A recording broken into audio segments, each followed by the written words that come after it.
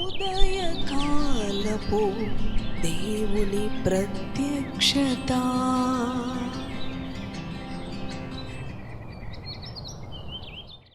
Praise the lord, హల్లెలూయా. ప్రభునందు ప్రియ దేవుని బిడలారా, ప్రభు యొక్క అత్యంత కృపను బట్టి మరి యొక్క ఉదయకాల దేవుని ప్రత్యక్షపు వాక్కులోనికి వచ్చి ఉన్నాము. ఆయన వాక్కు ద్వారా మన జీవితాలకు ప్రతి ఉదయము నెమ్మది అనుగ్రహించబడుతూ ఉన్నది, సమాధానము కలుగ చేయబడుతూ ఉన్నది. ప్రతి ఉదయము నెమ్మదితో దినచర్యను ప్రారంభించుకున్నటలో ఆశీర్వాదం ఉన్నది. అవును ప్రియ దేవుని బిడలారా, ఎంతో మంది నెమ్మదిని కోల్పోయి వారి దినచర్యలో ఎంతో తొందర, విచారము, కలవరముతో ప్రారంభిస్తూ ఉంటారు. కనుక చూడండి, దేవుని చిత్తము నెమ్మది కలిగి సమాధానముతో మన దినచర్యను ప్రారంభించుటలో ఆశీర్వాదం ఉన్నదని తెలియజేయబడుతూ ఉన్నది.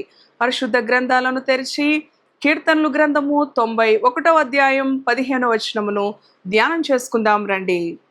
అతడు నాకు మొరపెట్టగా నేను అతనికి ఉత్తరం ఇచ్చేదను, శ్రమలో నేను అతనికి తోడై ఉండేదను, అతన్ని విడిపించి అతనిని గొప్ప చేసేదను.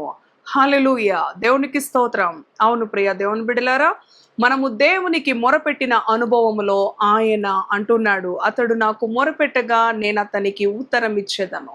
ఆయన మన ప్రార్థనకు జవాబిచ్చే దేవుడు. ప్రియ దేవుని బిడలారా, మన పరిస్థితులు ఏవైనప్పటికీ దేవునికి తెలియచేసినప్పుడు ఆ పరిస్థితుల నుంచి, ఆ శ్రమల నుంచి ఆయన మనలను విడిపించే దేవుడు. అంటున్నాడు తన భక్తునితో, శ్రమలో నేను అతనికి తోడై ఉండేదను, అతని విడిపించి అతన్ని గొప్ప చేస్తాను అని ప్రభు ఈ ఉదయకాలం వాగ్దానం ఇస్తా ఉన్నాడు. అవును ప్రియ దేవుని బిడ్డ, ఏ పరిస్థితిలో ఉన్నప్పటికీ కూడా ఆయన నిన్ను విడిపించి, నీ శ్రమగల పరిస్థితుల నుంచి నిన్ను విడిపించి, నిన్ను బాగు చేసి, నిన్ను గొప్ప చేస్తాను అని వాగ్దానం ఇస్తా ఉన్నాడు. కనుక దేవునికి మొరపెట్టే అనుభవములో దేవుని యొద్ద మనకి గొప్ప జవాబు ఉన్నది అని మనము విశ్వసించాలి. పరిశుద్ధ గ్రంథంలో మరి దేవుని వాక్యం తెలియచేస్తా ఉంది, అధికారులను, రాజులను, మనుషులను నమ్ముకొనుట కంటే యెహోవాను ఆశ్రయించుట మేలు అని. అవును, పరిశుద్ధ గ్రంథంలో మరి చూడండి, యెహోషాపాతు రాజు అనే ఒక గొప్ప అధికారి, ఆయన మహారాజుగా ఉన్నప్పటికీ కూడా తనకు ఒక శ్రమ సంభవించినది, ఒక భయము తనను మరి ఆవరించినది. అవును ప్రియ దేవుని బిడలారా, శత్రు సమూహము సైన్యములుగా మరి వారి మీదకి వస్తున్న ఆ యొక్క అనుభవంలో చూడండి, ఆ యెహోషాపాతు రాజు దేవుని ఎదుట ప్రార్థించిన అనుభవము మనకి కనిపిస్తూ ఉంటది. 2వ దినవృత్తాంతాలు 20వ అధ్యాయంలో గనక మనము గమనించినట్లయితే ప్రియ దేవుని బిడ్డలారా, అవును, దేవుని బిడ్డలను, ప్రజలను పిలిపించి చూడండి, మనము ప్రార్థిద్దాం. ఈ శత్రువుల నుంచి, ఈ శ్రమగల పరిస్థితి నుంచి మనము జయము పొందాలంటే ప్రార్థనే మనకు ఆధారము, ప్రార్థనే మనకు ఆయుధము.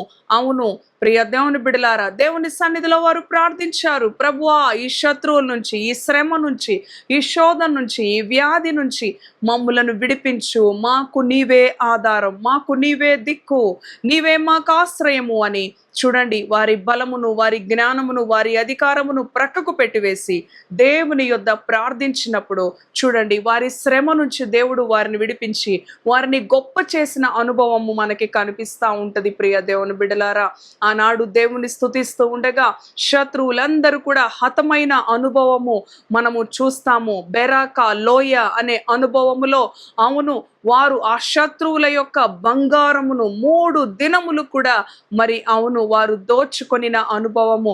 ఏ శత్రువుల విషయంలో వారు భయము నొందారో, ఏ శత్రువుల విషయంలో దేవుని యొద్ద ప్రార్థించారో చూడండి, దేవుడు వారికి ఘన విజయమును, ఆ యెహోషాపాతు రాజు ప్రజలు చేసిన ప్రార్థనను బట్టి వారి శ్రమలో నుంచి దేవుడు వారిని విడిపించాడు, వారిని గొప్ప చేశాడు. ప్రియ దేవుని బిడ్డ, శ్రమ వచ్చినప్పుడు పారిపోయే వారంగా, శ్రమ వచ్చినప్పుడు కృంగిపోయే వారంగా, శ్రమ వచ్చినప్పుడు చేతకాని వారంగా ఉండకుండా దేవుని సన్నిధిలో ప్రార్థించినప్పుడు, దేవుని స్తుతించినప్పుడు శ్రమలో దేవుని స్తుతించుటలో ఆశీర్వాదం ఉన్నది. యెహోషాపాతు అలానే చూడండి, దేవుని ప్రజలు, యాజకులు, లేవీలు, కహాతీలు దేవుని స్తుతించారు, దేవునికి కృతజ్ఞతలు తెలియచేశారు, గంభీరమైన జయ ధ్వనులతో ప్రభువుని ఆరాధించిన మరి మీదట శత్రువు అంత అంతమొందించబడ్డాడు, శత్రువు పారిపోయాడు. స్తుతించుటలో గొప్ప శక్తి ఉన్నది ప్రియ దేవుని బిడ్డ. ఆనాడు పౌలు శీలలు కూడా చెరసాలలో దేవుని స్తుతించుట ద్వారా, పాటలలో, పాటల ద్వారా శ్రమ వచ్చిందని, అవమానం వచ్చిందని, నింద వచ్చిందని వారి మౌనంగా ఉండలేదు. కానీ ఆ శ్రమలో, ఆ వ్యాధిలో, ఆ దుఃఖంలో కూడా దేవుని స్తుతిస్తే అద్భుతాలను చూస్తాము, ఆశ్చర్య కార్యాలను చూస్తాము, గొప్ప కార్యాలను చూస్తాము. ప్రియ దేవుని బిడ్డ, ఈ ఉదయకాలం నీ పరిస్థితి ఏదైనప్పటికీ కూడా నీ పరిస్థితిలో దేవుని స్తుతించు, నీ పరిస్థితిని బట్టి దేవునికి ప్రార్థించు. ఆయన నీ శ్రమ గల పరిస్థితుల నుంచి నిన్ను విడిపించి నిన్ను గొప్ప చేసే దేవుడుగా ఉన్నాడు, నీకు తోడుగా ఉండే దేవుడుగా ఉన్నాడు. కనుక మరి దేవుని యందు విశ్వాసము కలిగి దేవుని వాక్యానికి లోబడి ప్రార్థిద్దాం. తలలు వంచండి. పరిశుద్ధుడా, కృప కలిగిన తండ్రి, జీవము కలిగిన యేసయ్యా, నీ పరిశుద్ధ నామానికి వందనాలు.